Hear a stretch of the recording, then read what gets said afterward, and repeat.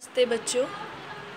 आज हम class 12th political science आपकी फर्स्ट बुक का चैप्टर 5 आज हम जो है स्टार्ट करने जा रहे हैं बेटा, जिसका नाम है यूनाइटेड नेशन ऑर्गेनाइजेशन। का पुराना नाम था बेटा इंटरनेशनल ऑर्गेनाइजेशंस, यानी कि अंतर्राष्ट्रीय संघ। ये नया नाम है संयुक्त राष्ट्र संघ। इसके बारे में हम अंतर्राष्ट्रीय संगठनों के बारे में जो है सारी इसमें चर्चा करेंगे। प्लस आपका ये जो चैप्टर है ये प्रथम विश्व युद्ध तथा द्वितीय विश्व युद्ध से संबंधित चीज़ों को आपके सामने लाएगा कि कैसे उसमें जो है एक विश्व की राजनीति बदल गई और पूरे विश्व में शांति व्यवस्था बनाए रखने के लिए अंतर्राष्ट्रीय संगठन जैसे संघों की ज़रूरत पड़ी। ओके, तो ये आपका नया नाम है, ठीक है। तो पहले आपका ये चैप्टर 6 था, अब आपका चैप्टर 5 हो चुका है ये, because the deleting the chapter 3 US hegemony. Okay, तो दैट्स वाई आपका ये सीरियल नंबर जो है वो चेंज हो चुका है। और ये जो आप देख रहे हैं अपनी स्क्रीन पे, ये आपका लोगो है यूएनओ का, United nation organisations. Okay,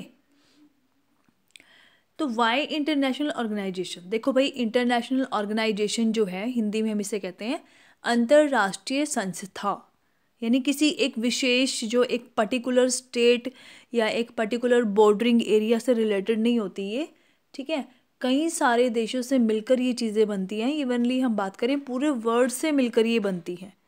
mainly जो डेवलपिंग कंट्री हैं या जो डेवलप्ड कंट्री हैं, ऑलरेडी जो डेवलप हो चुकी हैं, ठीक है, बड़े बड़े जो देश हैं like USA, Britain, France, Germany, Japan, China. Okay, और जो डेवलपिंग कंट्री हैं जिसने कि सालों तक कॉलोनियलिज्म को झेला है, औपनिवेशिकवाद का जिसने सामना किया है, दैट्स वाई उनकी इकनॉमी इतनी ज़्यादा डेवलप नहीं है। ओके, तो सारे ही हर तरह के देश आपको इनमें मिलेंगे, तो इसे कहते हैं इंटरनेशनल ऑर्गेनाइजेशंस, अंतर्राष्ट्रीय संगठन। ओके, जैसे हमारे देश में अगर हमारे राज्य सरकार में और केंद्र सरकार में कुछ प्रॉब्लम क्रिएट हो जाती है तो हम कहाँ जाते हैं? हम कोर्ट में जाते हैं, जो हमारे स्टेट का सबसे बड़ा कोर्ट है, ठीक है, हमारी कंट्री का सबसे बड़ा कोर्ट है, that is S C, Supreme Court in New Delhi. That's why जब देशों में पूरे, जैसे भारत है, श्रीलंका है, भारत पाकिस्तान है, ओके, यूएसए, यूएसएसआर है, या जर्मनी और जापान, जर्मनी और फ्रांस, ठीक है, तो इनमें जब कुछ प्रॉब्लम्स क्रिएट होती हैं ज़्यादा, जिससे कि वर्ल्ड पीस को जो है वो हेट होता है, ओके, विश्व शांति जिससे जो है वो खतरे में पड़ सकती है, तो ऐसी प्रॉब्लम्स को कहाँ लेके जाते हैं हम? इंटरनेशनल कोर्ट में। तो इंटरनेशनल कोर्ट बिलोंग करता है इंटरनेशनल ऑर्गेनाइजेशन से। ओके, तो वाई इंटरनेशनल ऑर्गेनाइजेशन? क्यों ज़रूरत पड़ी इसकी? सबसे पहले तो international organisation help the nations to cooperate on matters concerning peace and security, as well as they provide the platform to develop multilateral cooperations for seeking solutions to problem concerning humanity at large. Okay, तो ऐसी एक संस्था जो कि corporation को बढ़ावा दे, सभी राष्ट्रों के बीच में सहयोग को बढ़ावा दे और शांति और सुरक्षा का वादा करे, क्योंकि इससे पहले जो विश्व में चल रहा था that is the first world war and second World war, ठीक है। 2 विश्व युद्ध पूरे विश्व ने देखे, कैसे उसमें त्रासदी कितनी ज़्यादा हुई, कितनी ज़्यादा प्रॉब्लम क्रिएट हुई, कितने लोगों की जानें गई, कितनी एक जो प्रॉपर्टी है वो डैमेज हुई, ठीक है। सबसे पहले जो परमाणु बम है अमेरिका ने उनका यूज़ जो है वो जापान के 2 शहरों पर कर दिया था द्वितीय विश्व युद्ध में 1945 में, तो बहुत ज़्यादा हानि उनसे पहुंची। तो एक ऐसे ऑर्गेनाइजेशन की, ऐसी संस्था की ज़रूरत थी जो सभी राष्ट्रों में जो समस्याएं हैं, जो प्रॉब्लम्स हैं, उनको शांतिपूर्वक ढंग से निपटा सके। Okay, it facilitate cooperations to do all those things which a nation can do alone. Okay, वो सारी चीज़ें जो एक राष्ट्र अकेले नहीं कर सकता। फॉर एग्जाम्पल, कम्बेटिंग टेररिज्म, आतंकवाद की जो समस्या है वो पूरे विश्व के सामने है। अमेरिका जैसा बड़ा देश भी आतंकवाद के प्रहार से नहीं बचा है। फाइटिंग डेडली डिसीजेस की अगर हम बात करें तो प्रेजेंट टाइम जो है कोरोना काल जो चला हुआ है उसका एग्जाम्पल आप ले सकते हो रिसेंटली। ओके, और कंटेनिंग एनवायरमेंटल पोल्यूशंस, और जो पर्यावरण प्रदूषण हो रहा है, तो ये कुछ ऐसी चीज़ें हैं कि इनमें एक राष्ट्र अकेला कुछ नहीं कर सकता, इसके लिए सबको साथ आना पड़ेगा। तो इसलिए इंटरनेशनल ऑर्गेनाइजेशन की ज़रूरत होती है। While discussing the functioning of various international organizations, it must be kept in mind that it is not a super state with authority over its member. अब ये भी ज़रूरी ध्यान में रखना पड़ेगा इंटरनेशनल ऑर्गेनाइजेशन बनाते हुए कि ये कोई सुपर स्टेट नहीं है, ठीक है। बेशक सारे राष्ट्रों के सहयोग से इसको हम बना रहे हैं, बट कोई सुपरमेसी इसमें नहीं है, इसमें सबको साथ मिल के काम करना पड़ेगा। It comes into being when the state creates, it is not above states, ठीक है। राज्यों के सहयोग से ही ये बना है, लेकिन राज्यों से ऊपर ये नहीं है, कोई सुपरमेसी नहीं है ये। इसमें जो काम होगा वो कॉपरेशन से होगा। Okay, evolution of the United Nations. After the first world war, league of nation, देखो जो फर्स्ट वर्ल्ड वॉर है हमारा, प्रथम विश्व युद्ध है, वो 1914 से 1918 तक चला था। तो उसके बाद जो है, जब वो ख़त्म हुआ 1918 में, तो लीग ऑफ नेशंस बनाया गया, ठीक है। लीग ऑफ नेशन यानी राष्ट्रों का एक संघ जो है बनाया गया, ठीक है, यूनाइटेड संघ से पहले।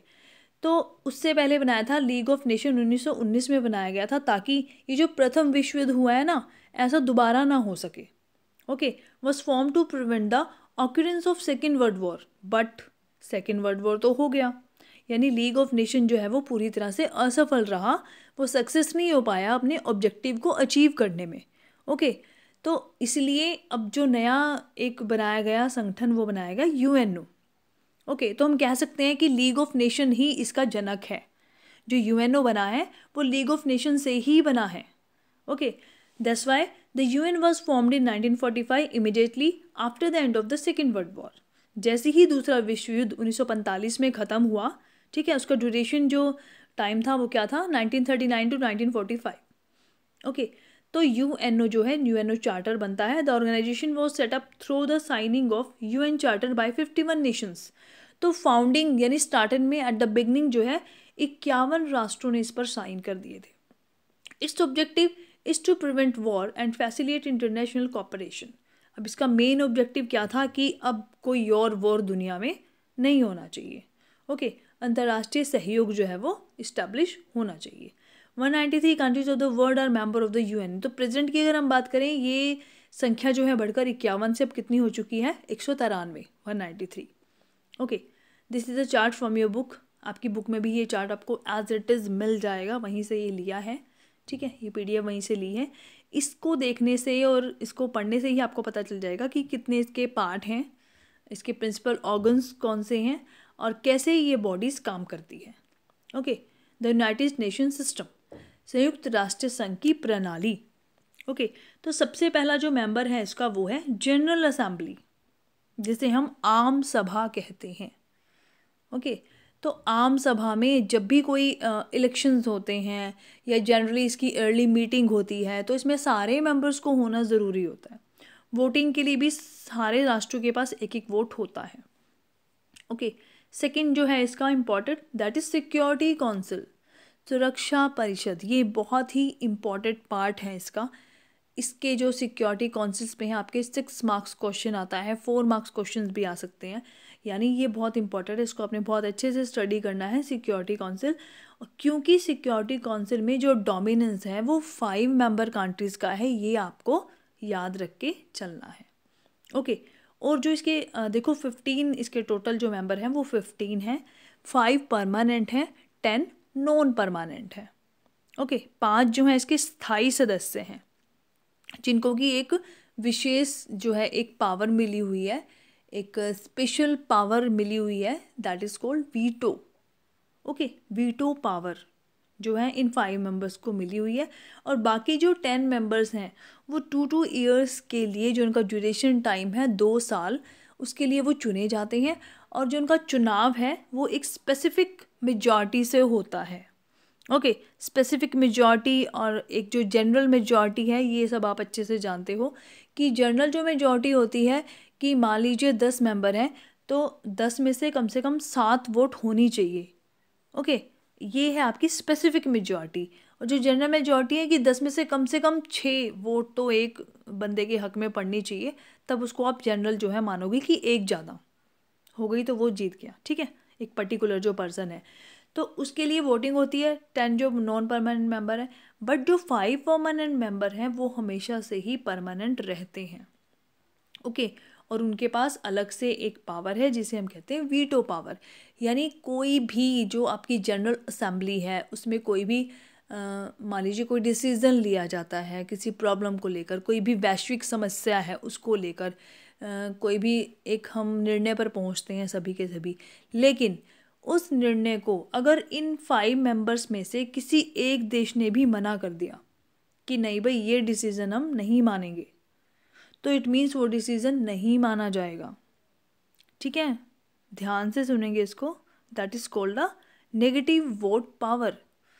तो ये एक नकारात्मक शक्ति है, ना करने की शक्ति। Veto power is a negative power.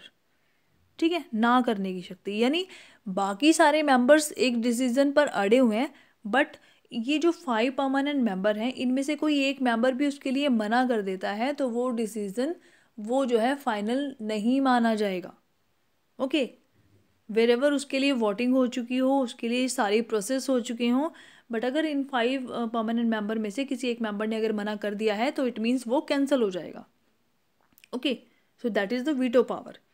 तो ये आपको ध्यान में रखना है। ओके, नेक्स्ट जो है इसका that is the international court of justice. Okay, अंतर्राष्ट्रीय न्यायालय। ठीक है, तो ये भी बहुत इंपॉर्टेंट है आपका अंतर्राष्ट्रीय न्यायालय। इसका जो जो इसका कार्यालय है वो बना हुआ है हेग में। ये 1 मार्क्स में कई बार क्वेश्चन आ जाता है, ये आपको याद रखना है। न्यूजीलैंड के हेग में इसका मुख्य जो कार्यालय है। ठीक है, इंटरनेशनल कोर्ट ऑफ जस्टिस है। जैसे हमारे कोर्ट होते हैं तो 2 राष्ट्रों में जब 2 नेशंस में जब कोई प्रॉब्लम क्रिएट होती है तो हम कहाँ जाते हैं, इंटरनेशनल कोर्ट ऑफ जस्टिस में जाते हैं। जैसे हमारा और इंडिया और पाकिस्तान का मुद्दा जो है वो इसमें जा चुका है, कश्मीर इशू को लेकर एक मुद्दा जो है वो इसमें जा चुका है। ठीक है, नेक्स्ट जो पार्ट है दैट इज़ सेक्रेटेरिएट, सचिवालय। ठीक है, हिंदी में इसको कहते हैं सचिवालय। ये जो है आपको डिफेंस करता है सारा जो क्लरिकल काम है। ठीक है, क्लरिकल यानी हम बात करते हैं कि जितनी भी लिखा पढ़ी है, जो दस्तावेज़ तैयार करने हैं, जो कागज़ तैयार करने हैं, जितनी भी फॉर्मेलिटीज़ होनी हैं, सिग्नेचर्स होने हैं सभी नेशंस के, तो वो सारे काम कहाँ होते हैं, वो यहाँ होते हैं सेक्रेटेरिएट में। ओके, नेक्स्ट जो इसका पार्ट है important that is economic and social council. ठीक है, इकोनॉमिक एंड सोशल काउंसिल यानी कि आर्थिक और सामाजिक परिषद। तो विश्व में जितनी भी इकोनॉमिक डेवलपमेंट है, सोशल डेवलपमेंट है, उससे रिलेटेड जितनी भी चीज़ें हैं, जितने भी इशू हैं, वो यहाँ आते हैं। ओके, नेक्स्ट जो है इसका लास्ट जो इसका पार्ट है दैट इज़ ट्रस्टीशिप काउंसिल। तो अब ये कैंसिल हो चुका है, अब ये नहीं है। ट्रस्टीशिप जो काउंसिल थी वो किस लिए थी कि जो कॉलोनियलिज्म उस टाइम पे चला हुआ था बहुत ज़्यादा। ठीक है, अपने उपनिवेश बना रखे थे बड़े बड़े देशों ने, छोटी छोटी कंट्रीज़ को अपना जो है उपनिवेश बना रखा था, अपनी कॉलोनी बना रखा था, वहाँ वो राज करते थे, लाइक ब्रिटेन इन इंडिया। ठीक है, ब्रिटेन ने जैसे भारत को अपनी कॉलोनी बना रखा था, तो उसके लिए ये ट्रस्टीशिप काउंसिल रखी गई थी कि उनको क्या अधिकार दिए जाने चाहिए और किस तरह के अधिकार उनको नहीं दिए जाने चाहिए। ठीक है, तो ये उससे रिलेटेड थी। तो अब ये नहीं है क्योंकि अब कॉलोनियलिज्म जो है वो एग्जिस्ट ही नहीं करता।